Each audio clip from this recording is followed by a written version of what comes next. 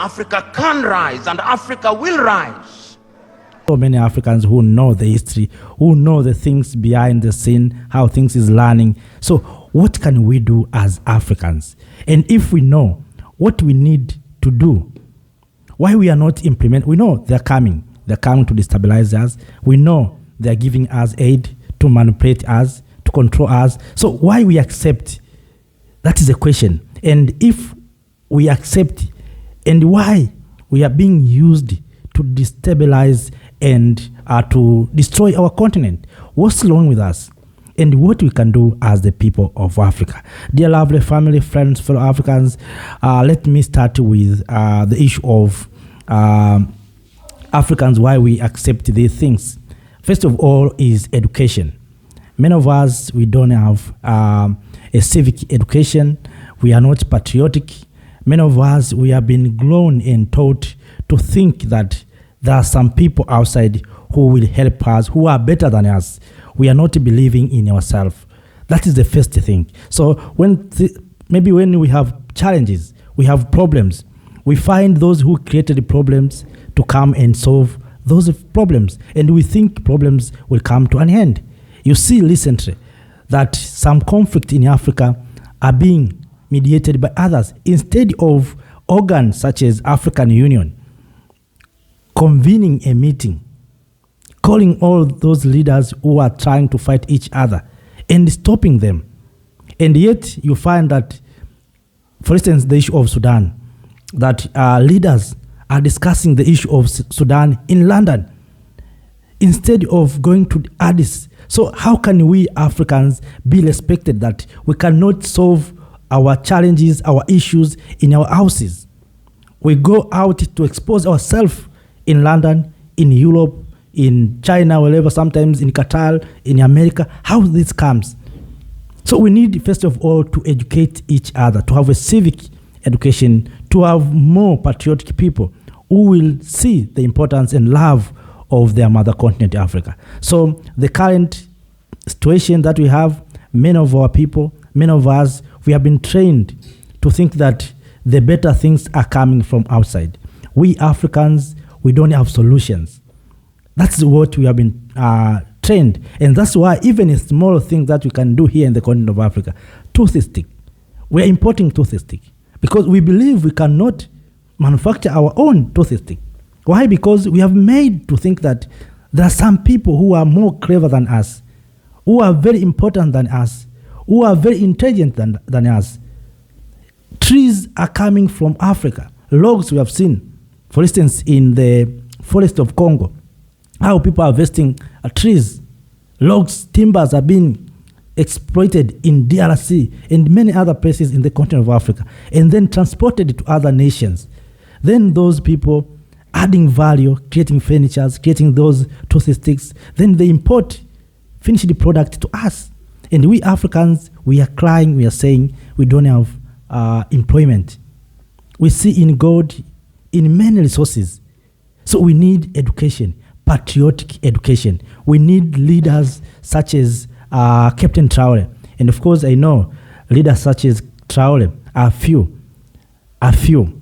As I said many times, we have politicians in this continent. Many of them are politicians, are not leaders, because politicians always think about elections. They talk about elections, but leader is not finding popularity.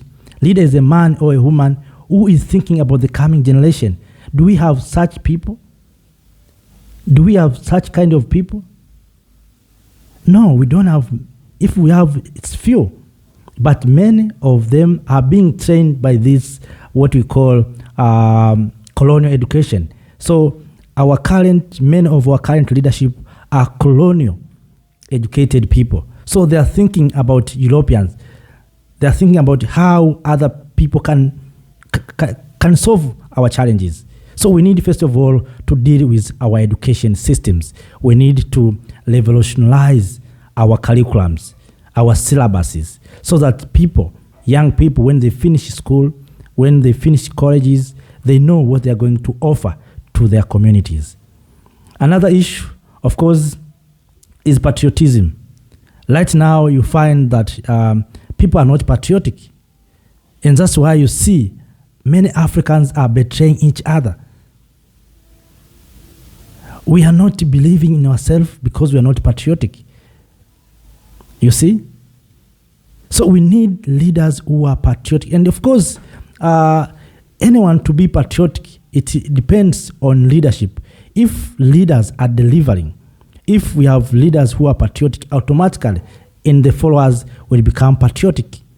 Just imagine, how is it possible that a leader is stealing from us, taking money to Europe, hiding money to some islands there, in Dubai, somewhere like that, and yet they're coming and telling us, don't do this, don't steal, while they themselves are stealing. That's the problem. So our leaders are not patriotic. They steal from us, they hide in Europe, they hide in America. Same to treatment, you see, right now. When our leaders get sick, some of them are running to Europe. They don't trust their doctor. They have taken these doctors to universities, to many colleges, but they are not taking the children themselves to these public hospitals. They don't trust even our doctors. So they are not patriotic. Have you seen Trump coming to Africa to be treated? Have you seen the Pope coming to Africa to be treated? Or any big leader? But it is very easy to find that African leaders are going outside to be treated. Have you seen a Chinese leader coming to be treated in Africa? No. But it is very obvious to see African leaders being treated in Europe, in America. The same to school. You see, they're telling us that we have improved education systems, but they're not ready to take their children to those schools. So how can we trust them? They're not patriotic. They're taking their children to Europe, to America, to Asia, their children to acquire education, best education, but they're telling us the improved education system here in the continent of Africa. So they're not patriotic. So we need patriotic leadership. And from there, we can start solving these challenges. These challenges are not difficult to solve. It needs political wills and coming together of Africans. You know, when I see Africans suffering, it's paining me. And this brings me to understand that our leaders are enjoying our suffering. Why? Because it is very easy to solve these challenges. Why our leaders are not coming together? As the professor said, why are they not convening a meeting? That let's have a meeting where we are going to discuss how we are going to end conflict. But it is obvious, you see people on the podium, people speaking on public, we are going to solve these challenges, we are going to end conflict. But how? How are we going to end conflict? But remember that those who are being affected much are children. People are not going to school. Young people, children are not going to school. So in the near future, we are going to have a generation that is ignorant. Then these people will become leaders. So we are going to have leaders who are ignorant, who are uneducated, because they didn't have a time to go to school. Or we are going to generate or to create fighters because these people are not going to school. What do you expect? For instance, right now in Sudan, where schools are being closed, you see, no one is going to school. So just imagine if this war is going to 10 years. What about the people or young children who have the age of 10 plus 10 years to come? If this war is not going to end, just imagine. It means we are going to have young people at the age of 20 that are not educated, that are so angry, and they are thinking about how I'm going to revenge. So at the end of the day, the country will not be governable. And if any African country is not at ease, the whole continent is not at ease. The whole continent is at disruption. So we need to solve these challenges. We need our leaders to come together, to sit down, to speak to each other, to abolish these borders. We know people, of course, leaders will not accept to listen to each other because of these borders. But if some of leaders, for instance, we have SADC, If SADC can come together and say, we are going to collapse these borders, we are going to have a one country called SADC, then others can join the same. The same we have seen in Sahel. What other leader can do like what Sahel has done?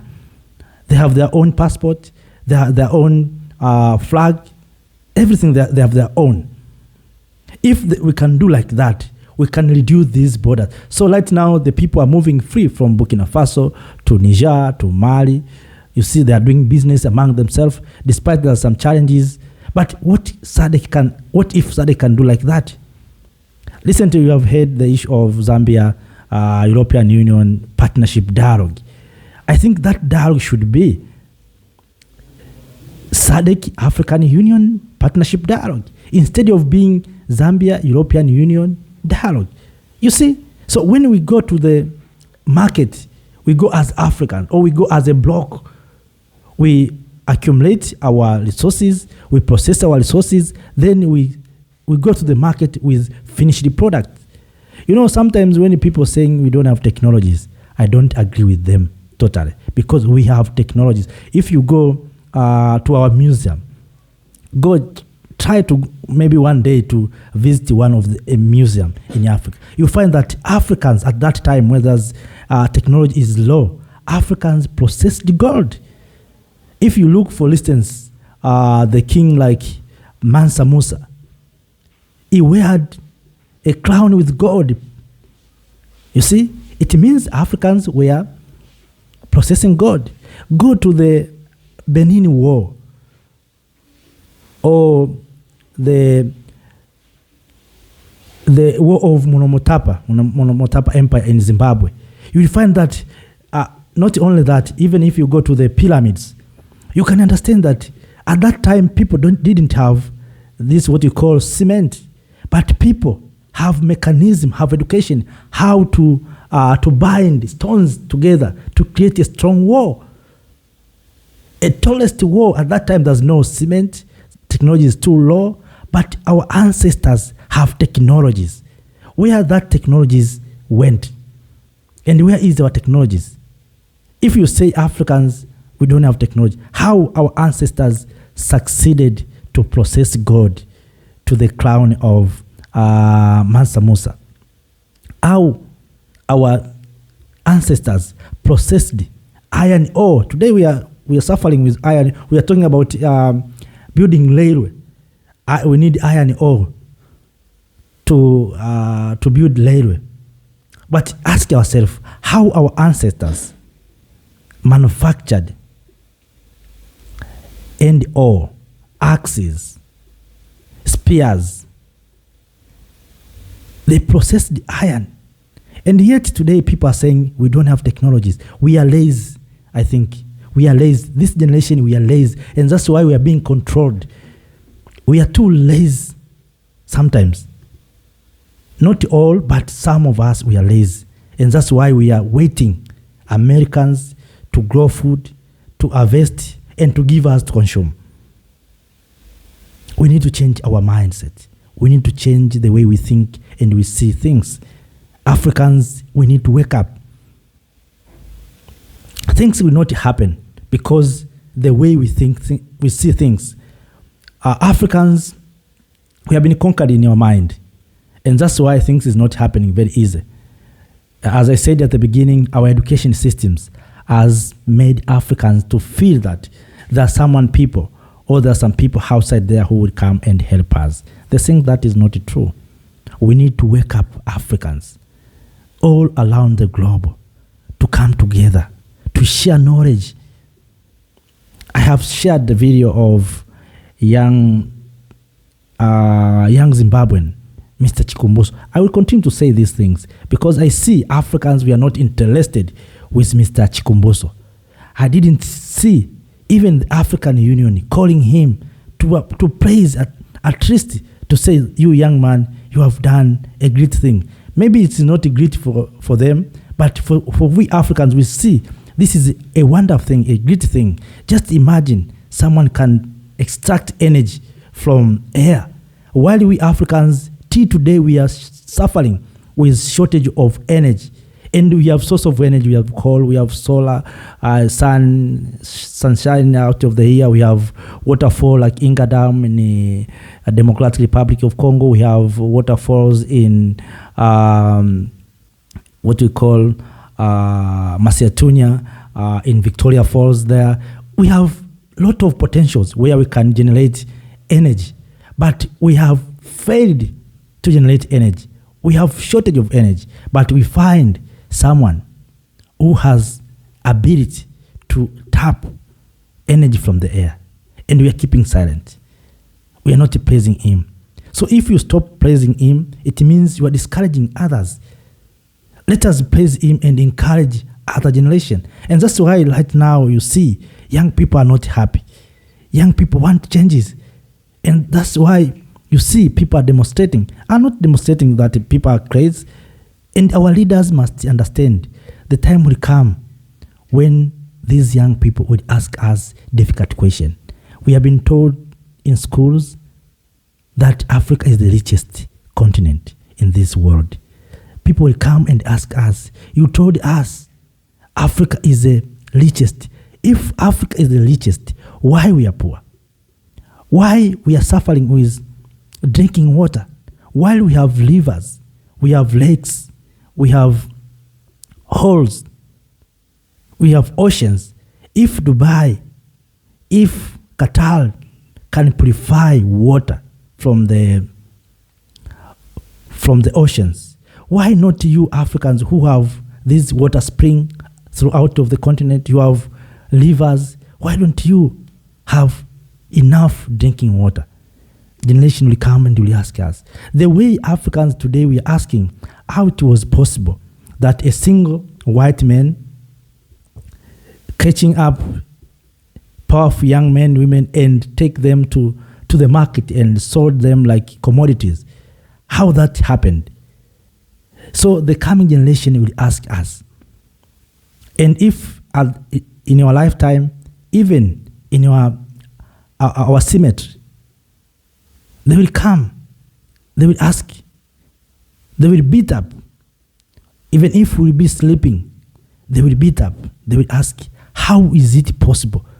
You Africans, you were educated, then you surrendered your minerals, and yet you are saying you are giving these minerals in the favor of someone to protect or to provide security, as we have seen in the Democratic Republic of Congo.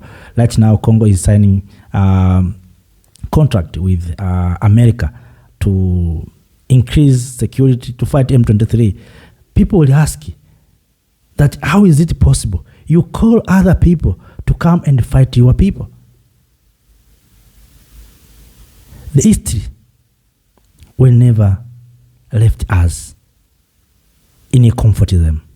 So we have to make sure that we do what is good and right.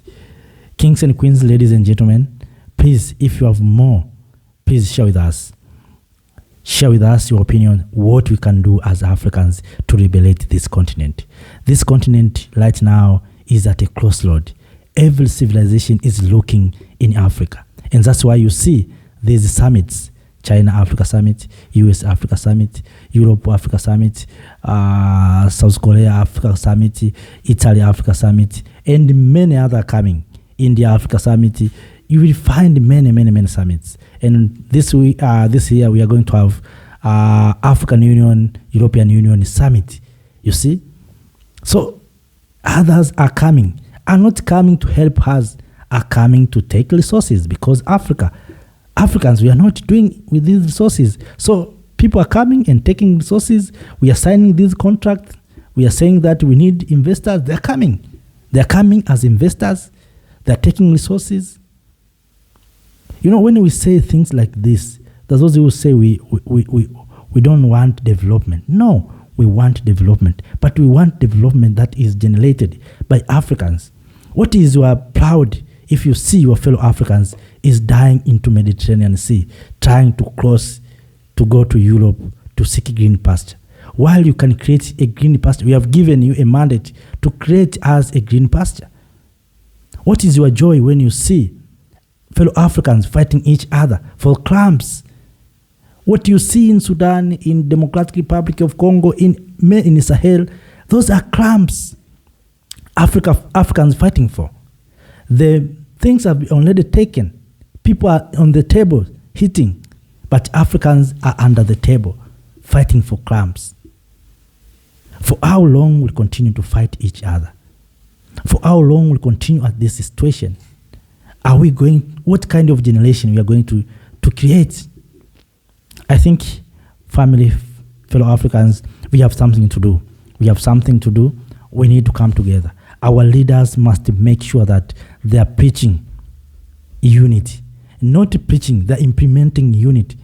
Now we are talking about Africa Continental Free Trade Area. We know Africa Continental Free Trade Area is inside Agenda 2063. My question is, are we sure that the way we are doing things, by the year 2063, Africa will be united, Africa will be achieving? If right now we see destabilization in Mali, in Niger, in Burkina Faso. Right now, as I said in the previous, there's a war going on in Sudan. In DRC, there's no peace. In northern Mozambique, there's jihadists. Libya is not at ease. Right now, Somalia, there's Al-Shabaab. In Nigeria, there's Boko Haram. Are you sure that by the year 2063, Africa will have silenced the gun? And which initiative we are taking? What initiative? Because I think it was yesterday, and I will come to share that video, not today, next time. I saw US, DR Congo, and Rwanda signing some agreement to end, and of course to solve the issue of Eastern DRC. But do you think America is signing for free? That America love us? America is coming to help us because it's our best friend? Or there's something else? And America has already built a Lobito corridor. Do you think that Lobito corridor is for you? They love you. They have built a railway to help you Africans to move from one place to another. That's why we are saying Africans need to wake up. We think when we see things, even these, we see infrastructures. Sometimes I've been saying to my friends, these infrastructures that you see right now are being built. They call these corridors, whatever. Those things are very, very, very good. But behind the scene of these things are not going to benefit Africans. Because Africans, we are still under these colonial borders. Don't expect that people will come from Zimbabwe and move free to maybe to Dakar in Senegal. Someone from Harare to Dakar in Senegal, free. Because the systems that are on place automatically will discourage Africans to move from one place to another. You will be asked a lot of questions so that you will regret why I'm traveling. And that's why you see people are enjoying to go to China, to Dubai, to take goods and to come and sell to us. They're importing things. People are importing chickens from outside there. Do you want to tell me that Africans in African continent there's no chickens, or we cannot produce? I'm sure there's some countries that are producing enough chickens. But because of these barriers, because of the system that was put in place, Africans are not comfortable. Infrastructures. These infrastructures, you see, as I said, no one will create infrastructures for you to do business, to process your minerals. Because these minerals is in demand. People want these minerals, not for you to add value to process. They want to create jobs for their people. They want to create goods. You are the market. So if you Africans, you can start processing your resources, where the world will get resources. Just ask yourself. I think we should not be fooled. We should become awakening. And that's why you see leaders such as Captain Ibrahim Traoré has gained much support. At the same time, has gained enemies. Enemies to those who have been using our resources, but gain proud to Africans who see this is the future, who see this is our savior, we'll see this is our liberator. But outside there, Captain Traore has become an enemy of exploiters. So no one will come and help you. So when we talk about Agenda 2063, we must make sure that every country is accountable and being questioned what maybe this year this country or country B has done toward or to achieve Africa Agenda 2063. I'm sure, take this my word, if we continue with this movement or this way we are, the Agenda 2063 will become the thing in books. Take this from me. Because I don't see our commitment as Africans. Because if we want to achieve Agenda 2063, we need to improve our infrastructures. We need to collapse these borders to allow people to do businesses. Recently, you heard the issue of Malawi restricting crops and food from Tanzania. Just imagine, but it is Malawi that imported food from Ukraine. So just imagine, Malawi is restricting food from a neighboring country, Tanzania, but is importing food from Ukraine. And yet we want to fulfill the Agenda 2063. In that environment, do you see we are going to achieve Agenda 2063? Do you see we have commitment from our heart to achieve Agenda 2063? Or we are just pretending here? We are just pretending here as Africans. And that's why we have been calling our fellow brothers and sisters in the diaspora. We have been calling the summit for Africa Diaspora Summit, where Africans in the continent and to our brothers and sisters in the diaspora, we will come together and starting asking ourselves difficult questions.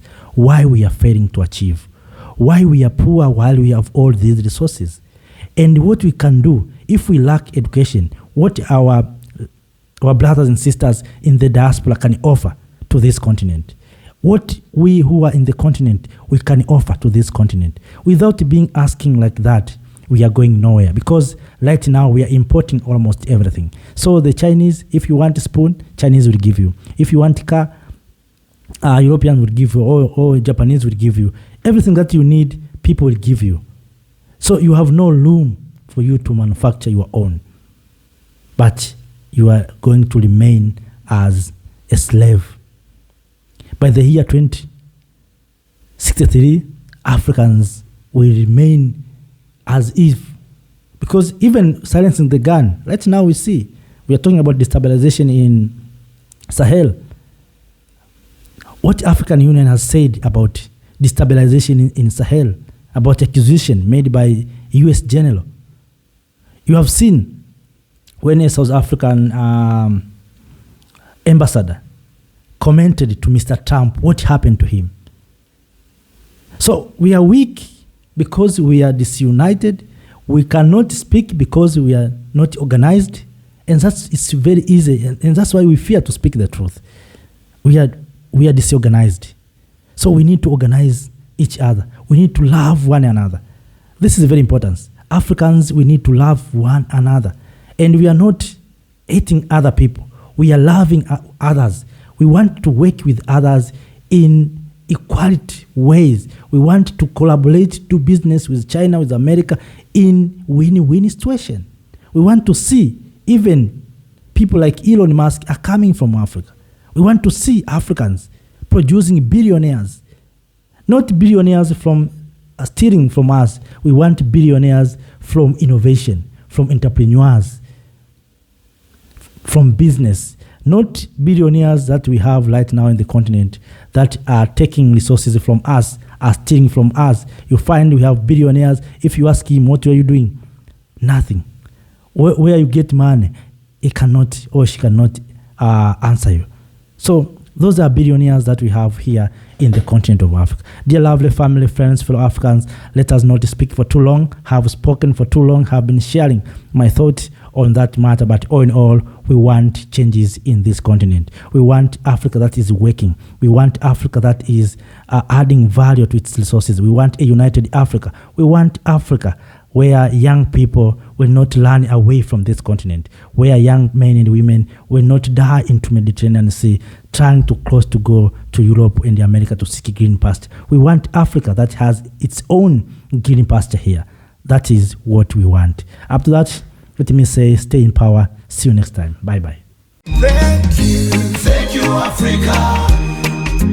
Mama Africa. Oh, yeah. You make African great. Thank you, Africa. Thank you, Africa.